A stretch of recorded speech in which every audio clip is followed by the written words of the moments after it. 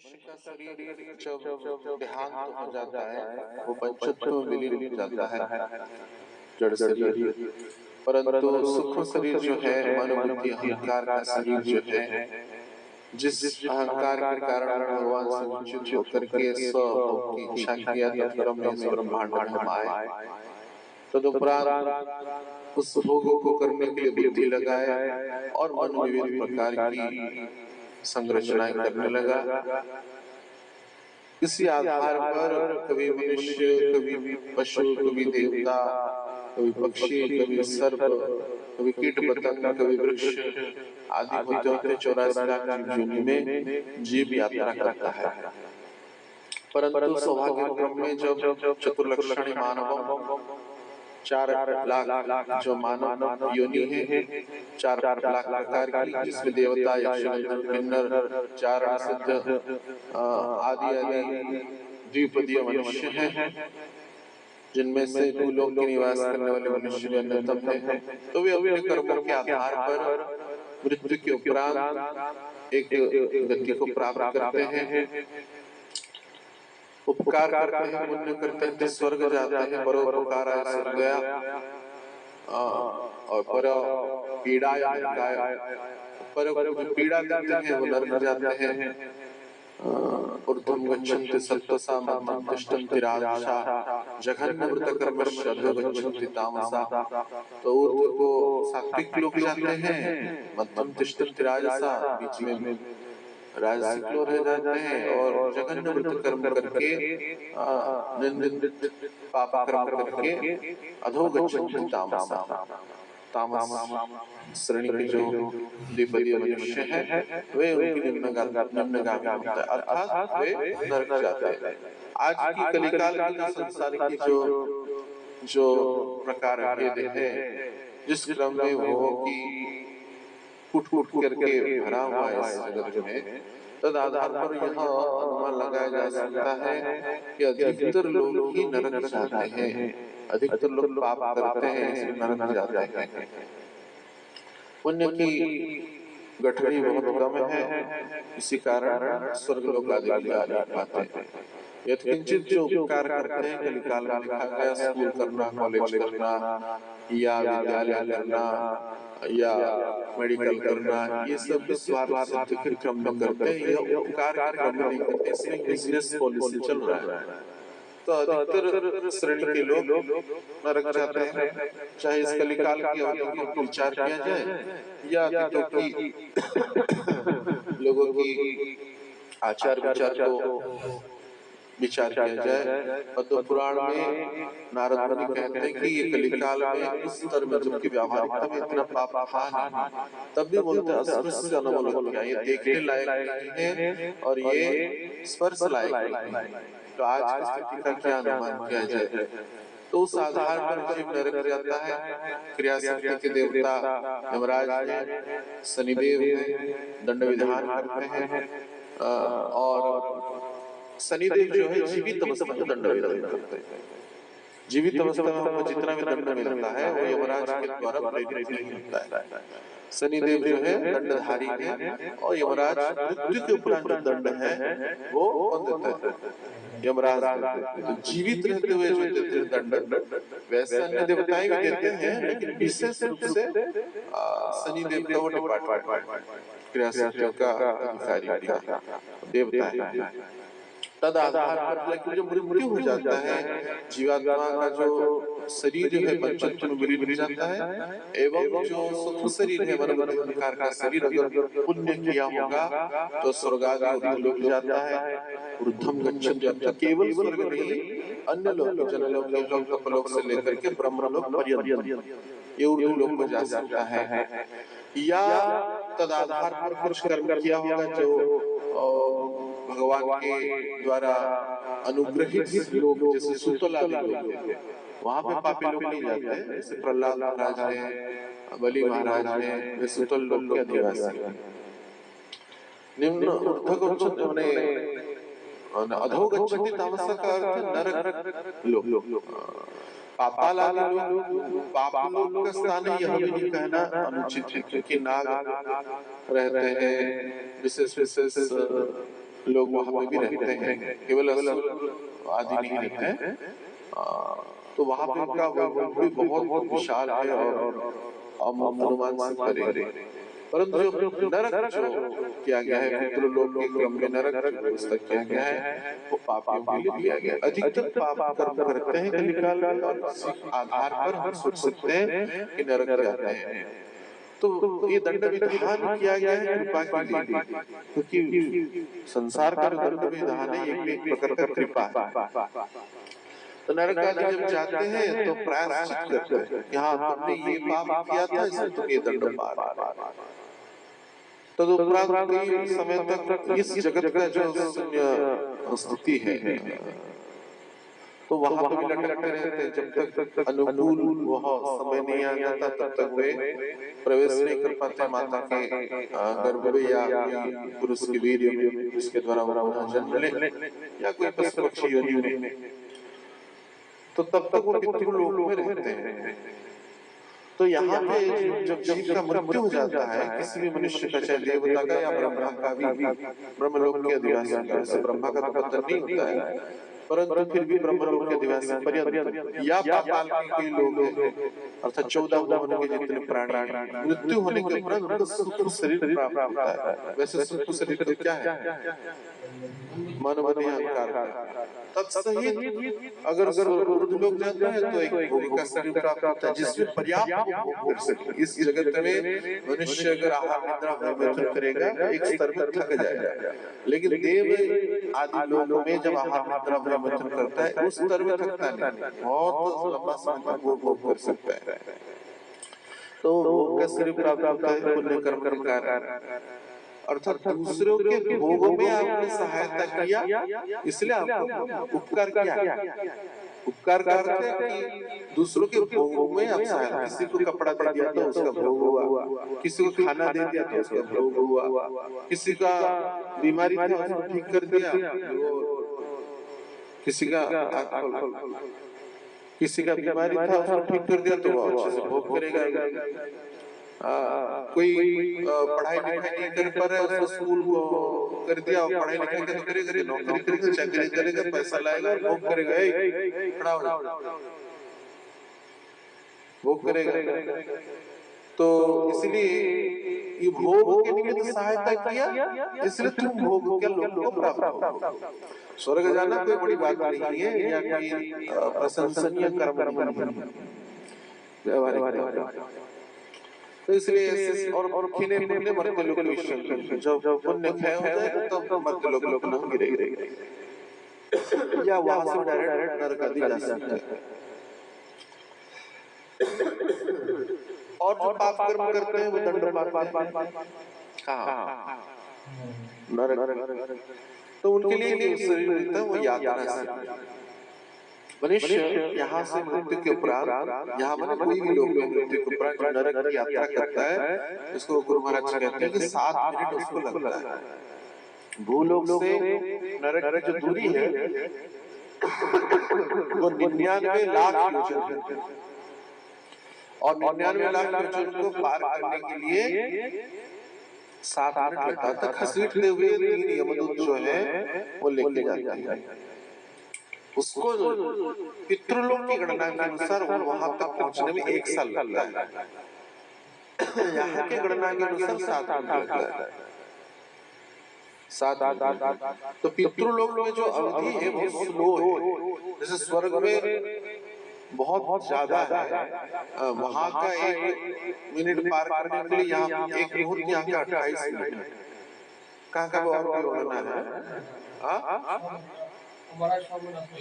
हाँ, इस टाइप का है सब। वैसे पितृलोक में नरक में उल्टा है, यहाँ का 7 मिनट वहाँ का 1 साल। हमारे तो मारता ही है, और यहाँ पे 7 मिनट अगर मार रहा है कोई तो वहां पे 1 साल का मारना है।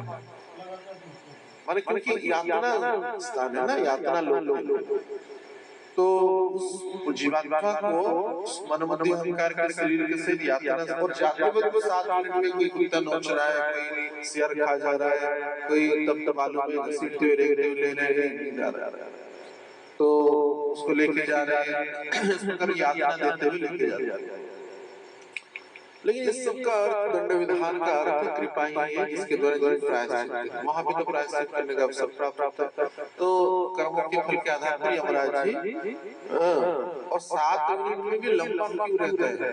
क्योंकि पूरा ब्रह्मांड भर का, इस ब्रह्मांड भर का जीवात्मा कतार में खड़ा रहता है, जो भी पापी आत्माएं, तो उन सबका न्याय कर देते हैं। अर्थात 7 मिनट के उपरांत 8वें मिनट में जीव पुनः वो यातना शरीर तथा सुख शरीर को लेते हुए इस जगत में आ जाता है।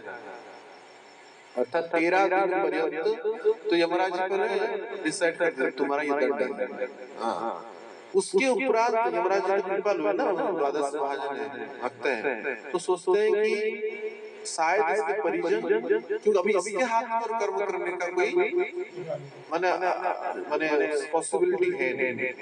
लेकिन अगर कोई संबंधी, परिजन या परिचित व्यक्ति मध्य अगर इस जीवात्मा के लिए कर्म करेगा, पुण्य कर्म, सत्कर्म, भक्ति कर्म करेगा, तो पुनः उसका बोनस पॉइंट लेके आ सकता है, फिर से उसका डिसाइड करता है कि हाँ तूने इतना बोनस पॉइंट लेके आया, इसलिए तुम्हारा ये जो पाप का जो परिमाण है वो इतना घट जाएगा।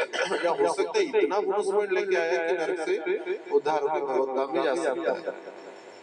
ये भी हो सकता है अगर शुद्ध भक्त उसके लिए प्रार्थना कर ले। तो इसलिए 13 दिन के अंदर मृत्यु के उपरांत श्राद्ध आदि तर्पणों में भगवद गीता पाठ, के भागवत या पुराण या कोई ब्राह्मणों को भोजन, गोदान आदि सत्कर्म किया जाता है या भगवत भक्ति किया जाता है। वो गया, उतना लेके चला गया, इसका अर्थ खत्म कहानी नहीं। उसके बाद पुनः एक पॉसिबिलिटी, कब? जिस दिन वो मरा था उस दिन उसके संबंधी, परिजन, परिचित या परिचित व्यक्ति अगर कोई श्राद्ध देगा, उस तरह का श्राद्ध देगा, तभी फिर से बोनस पॉइंट लेके आ सकते हैं, माने साल में एक बार। और एक सामूहिक एक 15 दिन का एक माने अवसर दिया जाता है जीवात्मा, जो ये पितृपक्ष है।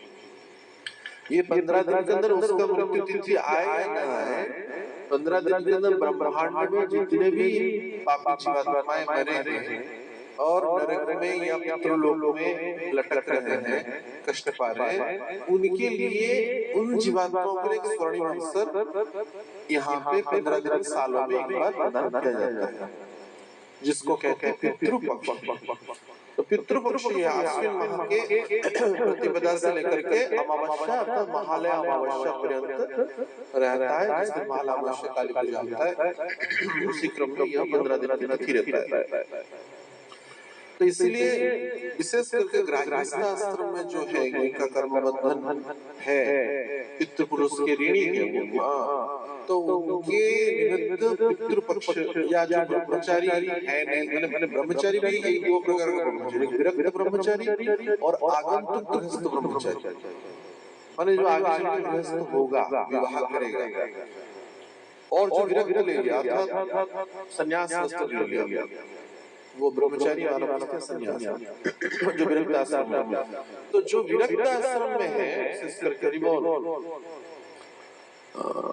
तो चाहे ब्रह्मचारी हो, वानप्रस्थ हो, सन्यासी, उनके लिए पितृ पुरुषों का श्राद्ध आदि तर्पण करणीय नहीं है, क्योंकि वे अच्युत गोत्री होंगे। वैसे गृहस्थ भी अच्युत गोत्र है, लेकिन गोत्र होने के उपरांत उसका कर्म अच्युत गोत्रीय नहीं है, कर्म जो है वो बंधनों में अभी भी है।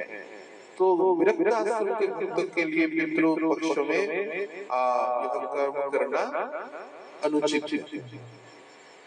अनुचित अर्थ इसलिए है क्योंकि उसका कोई और शारीरिक संबंध नहीं रहा, परंतु अगर आध्यात्मिक रूप में कोई व्यक्ति किसी से कृतज्ञता को प्राप्त किया है, उसी क्रम में उसका शायद उद्धार नहीं हुआ है, तो उसी क्रम में भी यह विधान किया जा सकता है विरक्तों के लिए भी, यह भी देखा गया है। या शुद्ध भक्त है, उनकी तिथि इसी क्रम में, कोई भी तिथि क्रम में आ जाए तो उनका प्रकट तिथियों में भी उस विशेष उत्सव को पालन करना, जिसको गोलोक विजय यात्रा कहते हैं, योगी विरक्तों के लिए करणीय है। या संबंधी हो लेकिन भगवत स्वरूप प्राप्त कर लिया है तो व्यावहारिक नियम के क्रम में संन्यास लेने के उपरांत भी मुंडन आदि कर्म करने का अधिकार उस विरक्त को प्राप्त है। जैसे चैतन्य महाप्रभु ने संन्यास लेने के उपरांत भी उनकी भ्राता विश्वरूप की मैंने शरीर त्याग के क्रम में उन्होंने मुंडन पुनः हुआ और मैंने मृत्यु जो संस्कार है उसको किए। व्यावहारिक लोग मर्यादा के दृष्टिकोण में नहीं, अपितु उनको सम्मान के दृष्टिकोण, क्योंकि वे नित्यानंद तत्व थे, शंकराचार्य। परंतु गृहस्थों के लिए या आगंतुक गृहस्थ जो व्यावहारिकता में विवाह नहीं भी किया उसके लिए ये श्राद्ध कर्म अवश्य करणीय है। एक तो उसकी पूर्वजों की मृत्यु पक्ष तिथि में, प्लस ये पितृ पक्ष के क्रम, पितृ पक्ष के क्रम नहीं करता है तो वो भी नरक जाता है। यह शास्त्र में बताया। क्यों? क्योंकि वो ऋणी है सबका 5 ऋण लगता है। क्या क्या है ऋण लगता है? क्या जन बताओ? 5 ऋण लगता है मनुष्य, हर एक मनुष्य जो विरक्त नहीं है। देव ऋण, भूत ऋण, ऋषि ऋण,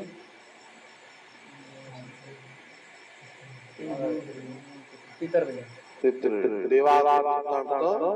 क्या वो श्लोक है?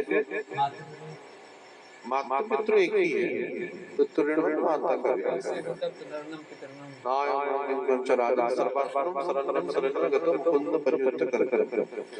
जो मुकुंद के शरणागत परिपूर्ण रूप से नहीं हुआ है, सद्गुरु के शरणागत परिपूर्ण रूप से नहीं हुआ, इसको 5 ऋण लगेगा।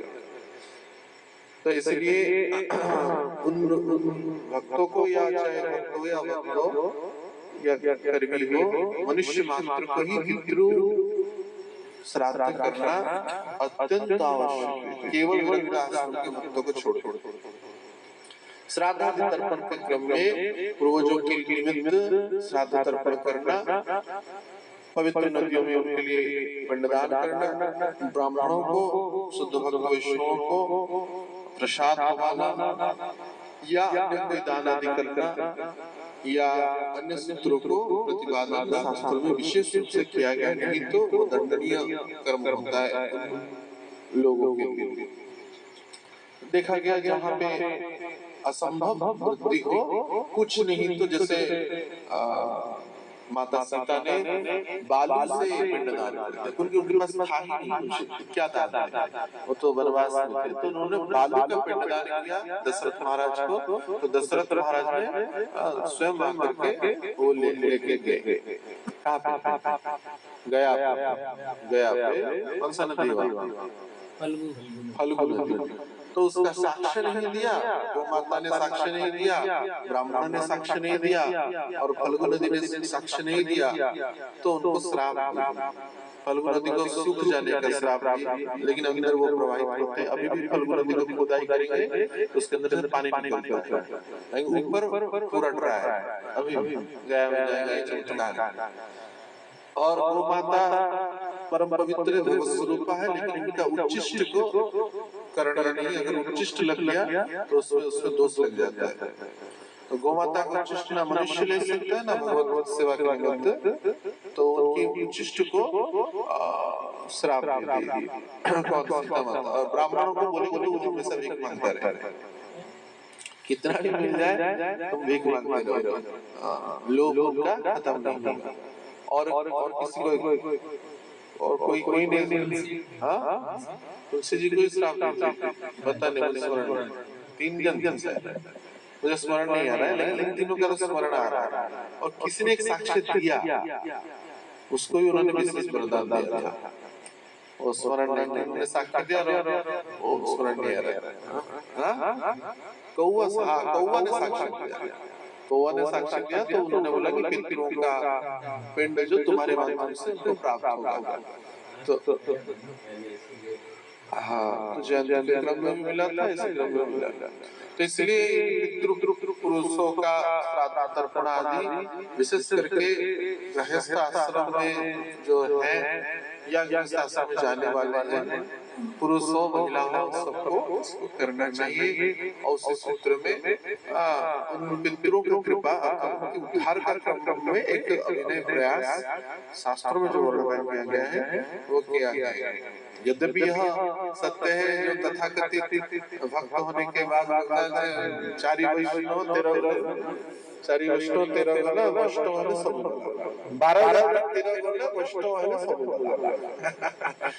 माने कितना भी जात हो कर्म हो वैष्णव हो गया सब चला गया, कोई आवश्यकता नहीं। तो ये सहजा विचार है, ये बिल्कुल ही ग्रहणीय नहीं है। तो कभी कभी गया कभी ऐसा सोचता है। शास्त्र का अतिक्रमण करने का अधिकार किसी को नहीं, विशेष परिस्थितियों में केवल शुद्ध भक्त ही इसका अतिक्रमण कर सकते हैं, क्योंकि वे शास्त्र से भी परे वो स्वयं ही शास्त्र भक्त भागवत कहा है। जैसे ग्रंथ भागवत होता है वैसे भक्त भागवत होता है। तो इसलिए सभी को ये पितरों की श्राद्ध तर्पण करना चाहिए। विरक्त आश्रम के भक्तों को इसकी विशेष आवश्यकता नहीं है, और वो केवल गुरु के चरणों में अच्युत गुरुपरीक्षा से प्रार्थना करें और तत्निमित्त निरंतर वो सेवा पद्धतियों में सत्संग रहें। तो ये पितृपक्ष के संदर्भ में सामान्य अवगत कराने के लिए हमने यह कहा, क्योंकि पितृपक्ष चल रहा है, महालया अमावस्या तक चलेगा। तदुपरांत अमावस्या के बाद दुर्गा पूजा क्रम में ये सब आगे कार्तिक माह में प्रवेश करते हैं हम लोग, दामोदर माह में। तो उसी सूत्र में हमारे यहाँ कंस्ट्रक्शन वगैरह भी चल रहा है और का निर्माण लगभग प्राय समाप्त है। तो उसी बीच में हमारा ब्रह्मोत्सव भी आ रहा है भगवान का दिसंबर 3 में। भगवान का राधा माधव का प्राकट्य का 7वीं वर्षगांठ होगा, ये 7वीं वर्ष होगा, 8वीं वर्षगांठ में अष्टसखी भगवान के निकट विराजमान करेंगे। तो यह एक वर्ष निश्चित रूप से हमारे लिए व्यावहारिक रूप से यह आंदोलनकारी जैसा वो मोमेंट रहेगा, क्योंकि बाकी भगवान गुरु कृष्ण को ये सब करा देंगे निश्चित विश्वास है।